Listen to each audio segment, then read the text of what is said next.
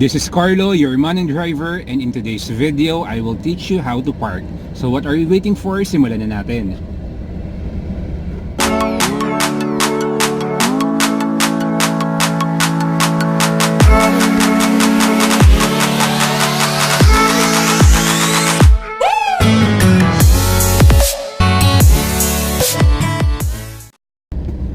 This parking tutorial are for the beginners sa mga bagong driver, so gawin nating simple, wag natin gawing technical para mas madaling masundan ng mga bagong drivers.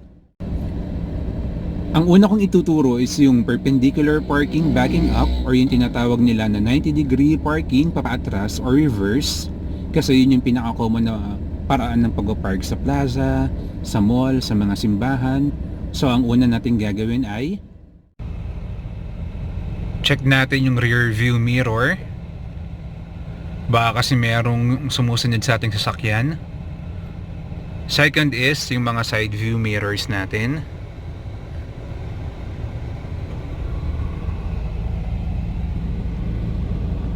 Kasi baka may mga hindi tayo nakikita mga bagay na pwedeng tumama habang papaatras tayo. And lastly,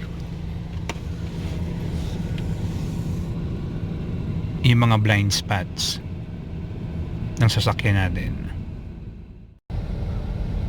Once makakita ka ng parking spot, make sure to use the turn signal light. So gamitin lang natin tong stick na to.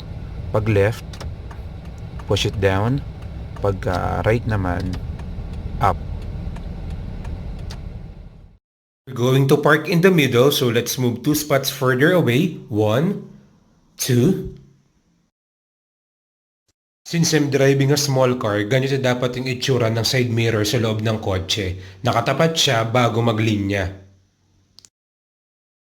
Or yung mga medium-sized cars, dapat yung side mirror mo nakatapat sa guhit.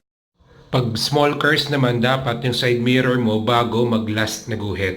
Siyempre, pagka big cars, dapat yung side mirror mo nakalagpas dun sa last na guhit. Para umatras ang sasakyan, put the gear shift to reverse or yung letter R. Tapos alalay na lang tayo din sa preno ng sasakyan natin. Now, turn the steering wheel completely to the left kung saan tayo magpapark. Continue to back up hanggang sa naka-straight na yung kotse. And then 1.5 turn pa kanan sa manibela.